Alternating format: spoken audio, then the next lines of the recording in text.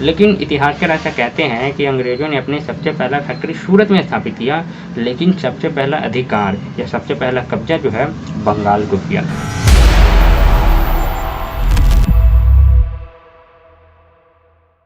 नमस्कार दोस्तों, स्वागत है आप सबको हमारी दुनिया में। पिछली वीडियो में मैंने आपको बताया है कि किस तरीके से अंग्रेज़ भारत में आए, ब्रिटिश ईस्ट इंडिया कंपनी का स्थापना कैसे हुआ। ये भी जाना कि अंग्रेज़ों ने अपने सबसे पहला फैक्ट्री कहाँ स्थापित किया, और सबसे इम्पोर्टेंट कि भारत में आने वाला सबसे पहला अंग्रेज़ कौन था। ये सारी बातें हमने पिछली वीडियो में किया है। आज की वीडियो में हम जानेंगे कि अंग्रेज़ों ने अपना सबसे पहला फैक्ट्री कहाँ स्थापित किया, और जब उन्होंने स्थापित किया तो उसके बाद उसने व्यापार करना शुरू किया।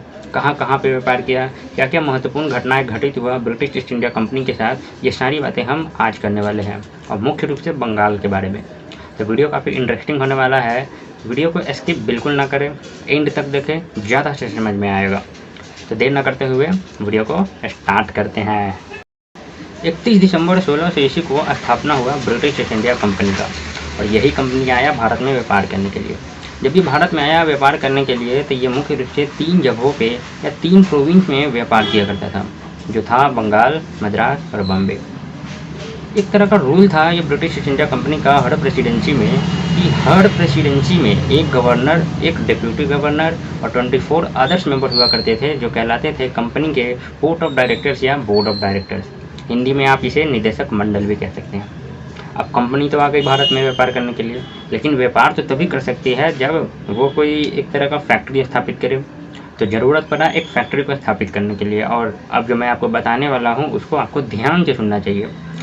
भारत में अंग्रेज़ों ने अपने सबसे पहला फैक्ट्री स्थापित किया सन 1613 ईस्वी में गुजरात के सूरत नामक शहर में। याद रखेंगे, सूरत सन 1613 ईस्वी में।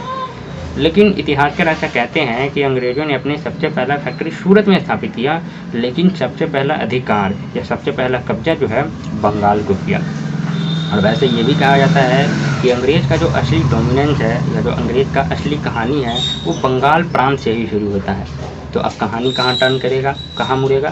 बंगाल की तरफ। तो चलिए अब थोड़ा बंगाल का इतिहास को जानते हैं और समझते हैं। जब भारत का मुग़ल बादशाह था औरंगज़ेब आलमगीर, आपको पता होगा कि सन 1658 ईस्वी से लेकर 1707 ईस्वी तक भारत का मुग़ल बादशाह रहा है औरंगज़ेब आलमगीर।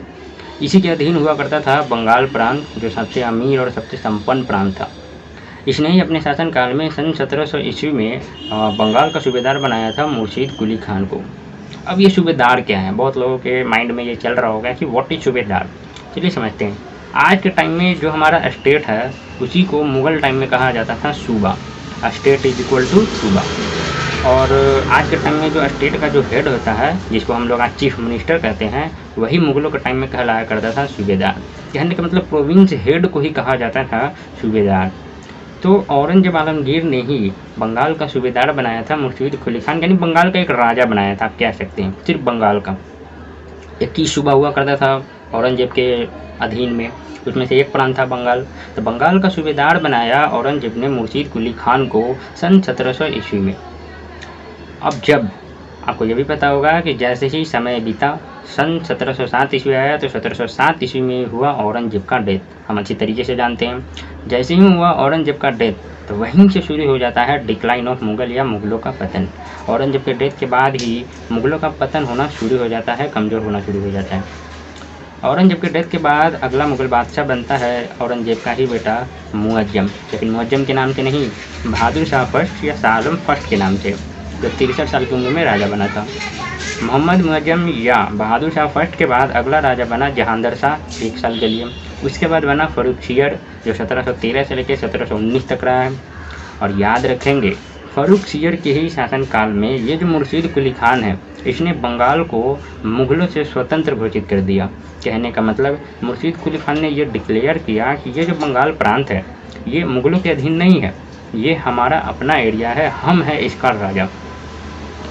एक तरफ तो ये स्वतंत्र घोषित कर दिया, दूसरी तरफ क्या था, ये जो मुग़ल बादशाह है फ़र्रुखसियर, इसके पैर में एक बार फोड़ा हो गया था, घाव हो गया था।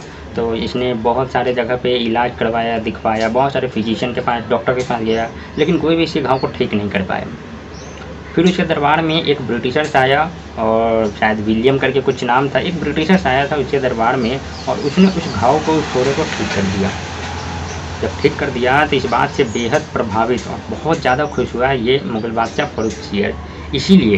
इसीलिए फ़र्रुखसियर ने अंग्रेज़ों को कर मुक्त व्यापार करने का एक परमिट दे दिया, एक परमिशन दे दिया। कहने का मतलब इतिहास में इसे कहा जाता है गोल्डन ऑर्डिनेंस ऑफ फ़र्रुखसियर। हिंदी में आप कहेंगे स्वर्णिम फरमान। फ़र्रुखसियर ने अंग्रेज़ों को दे दिया एक गोल्डन ऑर्डिनेंस या स्वर्णिम फरमान, जिसका मतलब ये होता है कि अंग्रेज़ जो है बंगाल में ट्रेड फ्री, कहने का मतलब टैक्स फ्री ट्रेड कर सकते हैं। मतलब बंगाल में व्यापार करेंगे, ठीक है, लेकिन उनको करने के लिए कोई भी टैक्स नहीं देना पड़ेगा। कर मुक्त व्यापार करने का एक परमिट मिल गया, एक परमिशन मिल गया। तो गाइस आज की सेवा यहीं पे करते हैं समाप्त। इसके आगे की चर्चा हम नेक्स्ट वीडियो में करेंगे। उम्मीद करते हैं कि वीडियो आपको पसंद आया होगा। वीडियो पसंद आया तो वीडियो को लाइक और चैनल को सब्सक्राइब भी कर लें। चलिए मिलते हैं नेक्स्ट वीडियो में, तब तक के लिए take care and keep smile every day.